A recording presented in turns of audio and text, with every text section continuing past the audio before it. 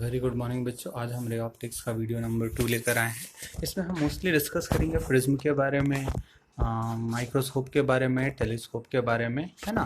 तो ये 10 पॉइंट हमें यहाँ पर डिस्कस करने हैं आज, ठीक है।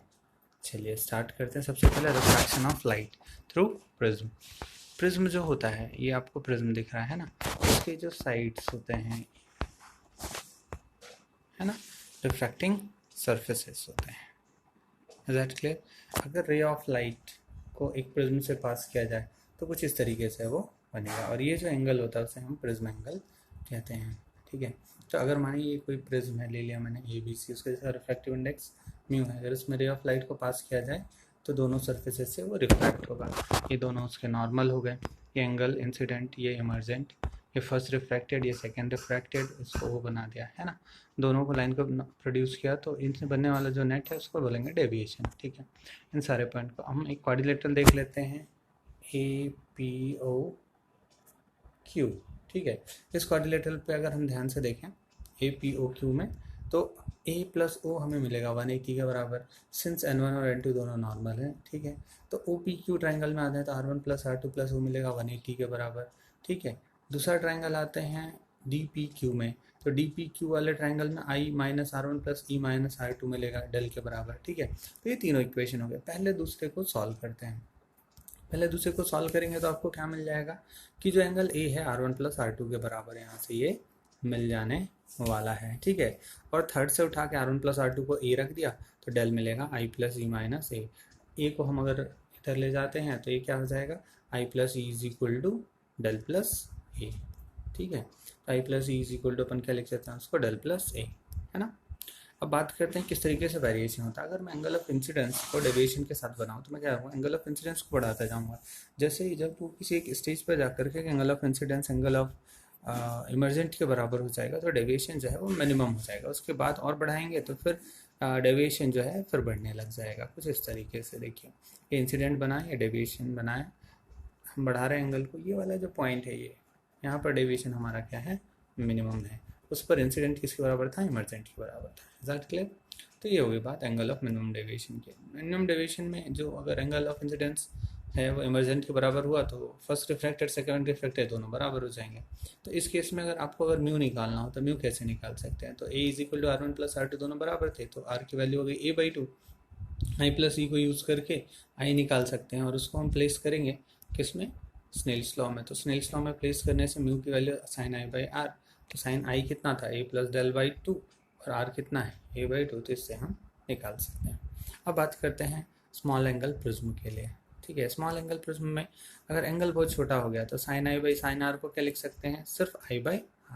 तो इसी प्रोपोर्शन में I/R को चेंज करके हमने म्यू इसके रिस्पेक्ट में लिखा, तो I/R1 is equal to mu लिख दिया। तो यहाँ से I की वैल्यू कितनी हो गई, म्यू ऑफ R1, ठीक है। तो I प्लस E अगर मैं यहाँ से लिखना चाहूँ तो यहाँ से E इज इक्वल टू क्या निकला, म्यू R2, तो यहाँ से क्या मिला, म्यू R1 प्लस R2 किसके बराबर मिला, I प्लस E के बराबर, जो कि किसके बराबर हो गया, म्यू A के बराबर। इसी को थोड़ा सा रीअरेंज किया तो यहाँ से जो डेल मिलेगा वो मिलेगा म्यू माइनस 1 इंटू A के बराबर। है दैट क्लियर? तो इसी को बोलते हैं हम डेविएशन। अगर बात करते हैं डिस्पर्शन की, क्या होता है कि अगर मैं वाइट रे ऑफ लाइट को प्रिज्म से पास करूँ तो क्या हो जाएगा, उसके all the 7 colours constituents colour में स्प्लिट हो जाएगा। ये है वेव्यूर। Is that clear? तो वायलेट से शुरू हो गया लेड तक। रेड का वेवलेंथ सबसे ज़्यादा होता है, वायलेट का सबसे कम होता है। यहाँ पर ये जो मैंने अगर रेड लाइट को बैक साइड प्रोड्यूस किया तो ये उसका मेरे को मिलेगा डेविएशन। ऐसे ही वायलेट का डेविएशन मिलेगा, है ना। दोनों को और आगे बैक साइड अगर मैं प्रोड्यूस कर दूँ यहाँ पर और इसको प्रोड्यूस कर दूँ तो यहाँ पर एंगल मिलेगा कि इतना नेट इस एंगल, इस पर्टिकुलर एंगल में डिस्पर्स हो गया यहाँ पर। Is that clear? Causes of dispersion, क्योंकि सबका रिफ्रैक्टिव इंडेक्स अलग अलग होता है, अलग अलग कलर का अलग अलग रिफ्रैक्टिव इंडेक्स होता है, ठीक है। अब बात करते हैं डिस्पर्शन जो है can also be explain on the basis of Cauchy's equation. तो कॉचीज इक्वेशन है क्या, कॉचीज इक्वेशन है mu is equal to A plus B by lambda square plus C by lambda to power 4। यहाँ पर A, B और C जो तीनों हैं, A है, B है, C है, ये तीनों के तीनों क्या है, कॉन्स्टेंट है मटेरियल के लिए। हमें मालूम है कि सबसे ज़्यादा डेविएशन किस में मिला है, वायलेट में, क्योंकि उसका रिफ्रैक्टिव इंडेक्स ज़्यादा था, उसका वेवलेंथ सबसे कम है। Is that clear? अगर मैं उसी को लिखना चाहूँ तो डेल को क्या लिख सकता हूँ, A म्यू माइनस 1। तो अगर मैं लिखना चाहूँ कि डेविएशन वायलेट में कितना, तो डेविएशन वायलेट में सबसे ज़्यादा है, रेड में सबसे कम होगा। Is that clear? दोनों के दोनों जितने भी कलर होंगे सारे के सारे डिफरेंट एंगल ऑफ डेविएशन से होंगे। ये सारी बातें हम बात कर चुके। एंगुलर डिस्पर्शन क्या होता है?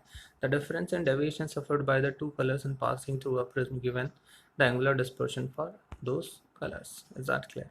The angle between the emergent ray of any two color is called angular dispersion between those colors. It is the rate of change of angle of deviation with wavelength. phi को हमने क्या लिखा? d delta by d lambda। ठीक है, तो d delta मतलब change in deviation, तो dv minus dr और d लैम्डा हमारे पास क्या आ जाएगा? तो जो फाई लिखेंगे क्या? Mu V minus mu R into के बराबर। डिस्पर्सिव पावर क्या होता है? डिस्पर्सिव पावर किसी भी मटेरियल को हम डिफाइन करते हैं, that is simply defined as the ratio of the angular dispersion for those two which of the two colours to the mean deviation produced by the prism. Is that clear? तो अब मैं बात करूंगा, है ना, phi by del. तो phi क्या हो गया? Mu V minus mu R into A, और डी कितना हो गया? Mu minus one into A. ठीक है, तो हमने लिख दिया omega is equal to mu V minus mu R into A और म्यू। अब ये जो बात है म्यू माइनस वन, तो उसको हम क्या लिखते हैं? मीन कलर हम लेते हैं येलो, इसलिए यहाँ पर मैंने क्या लिखा है? Mu minus one. ठीक है, एक कैंसिल हो जाएगा वहाँ से। स्कैटरिंग ऑफ लाइट इसका फिनोमेना है ना? Scattering of light, blue colour of sky and reddish appearance of the sun at sunrise and sunset. वो क्यों होता है, इस रीज़न को आराम से ध्यान से पढ़िए उसको एक बार। ठीक है, पॉज करके चलिए आगे बताइए कंपाउंड माइक्रोस्कोप के बारे में। सिंपल माइक्रोस्कोप में सिर्फ और सिर्फ एक लेंस होता है, कंपाउंड माइक्रोस्कोप में दो लेंस होता है। सिंपल मैग्निफिकेशन का काम करता है। कंपाउंड माइक्रोस्कोप पर बात करते हैं objective lens, eyepiece lens. Eyepiece lens का अपर्चर जो होता है ऑब्जेक्टिव लेंस से बड़ा होता है, बट नियरली वेरी क्लोज होता है। ठीक है, ऑब्जेक्टिव लेंस उसको बोलते हैं जिसके पास ऑब्जेक्ट रखा होता है। आईपीएस लेंस यहाँ पर हम ऑब्जर्व करते हैं इस पॉइंट से। ओके, ये डायग्राम इसका बनाते हैं अपन। ठीक, तो ये पहले वाले का इमेज बना यहाँ पर, और फाइनल इमेज इसको बैक साइड प्रोड्यूस करते हैं। ये हमारा फाइनल इमेज बना। ठीक है,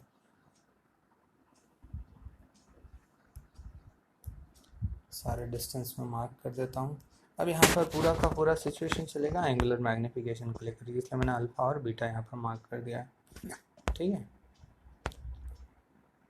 ओके, क्लियर सभी को? आगे बढ़ता है। एंगुलर मैग्निफिकेशन या मैग्नीफाइंग पावर क्या होता है? तो नेक्स्ट जो हमारा एंगल फॉर्म करेगा image to the angle formed by the object, तो बीटा बाय अल्फा। ठीक है, तो टैन बीटा और टैन अल्फा लिख रहे हैं क्योंकि एंगल बहुत स्मॉल है, तो इसलिए बीटा बाय अल्फा लिख दिया मैंने। ठीक है, तो ये जो फाइनल इमेज तो द इनिशियल इमेज ऑब्जेक्ट था, हमें मिलेगा m is equal to M A into M O. M A is the magnification of eyepiece into magnification of object. M A क्या है? 1 minus V E by F E या 1 plus D by F E. अगर जो V E है least distance of distinct region के बराबर, जो कि है -25। ठीक है, और ऑब्जेक्टिव के लिए minus V naught by U naught हम इसको यूज़ कर सकते हैं। तो फाइनल मैग्निफिकेशन का जो फॉर्मूला आएगा हमारा वो क्या आएगा? B by U naught minus के साथ into 1 plus D by F E.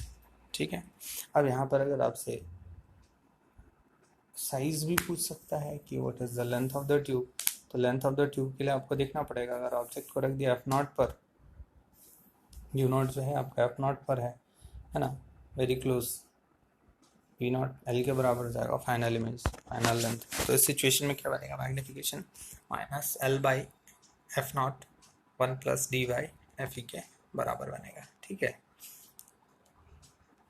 अगर उसी को मैं इन्फिनिटी पे अगर मैं इमेज फॉर्म करता हूँ तो क्या बन जाएगा? डी बाई एफ ई, जहाँ पर 1 प्लस डी बाई एफ ई था, तो minus L by F not into D by F ई। ये दोनों फॉर्मूला आपको ध्यान रखना है। एस्ट्रोनॉमिकल टेलीस्कोप में वही सिचुएशन बस उल्टा हो जाता है। ठीक है, ऑब्जेक्टिव आई पीस से सिचुएशन देखते हैं। यहाँ से देखा हमने, अगर इन्फिनिटी पे बन रहा है तो क्या होगा, है ना, इमेज जो है ऑब्जेक्ट जो है इन्फिनिटी पर ही रखा हुआ है ना। और बात करेंगे ऑब्जेक्टिव का जो फोकल लेंथ है that is greater than the eyepiece. Aperture जो है लार्ज है क्योंकि उसको बहुत ज़्यादा दूर से लाइट, है ना, तो एंगुलर मैग्निफिकेशन वही बी बाई अल्फा। एंगल बहुत छोटा है है ना। तो मैग्निफिकेशन हमने फाइंड आउट किया, that we got -f0/fe for the case जब ऑब्जेक्ट कहाँ पर है, इन्फिनिटी पर है, इमेज भी हमारा एस्ट्रोनॉमिकल टेलीस्कोप, ठीक है।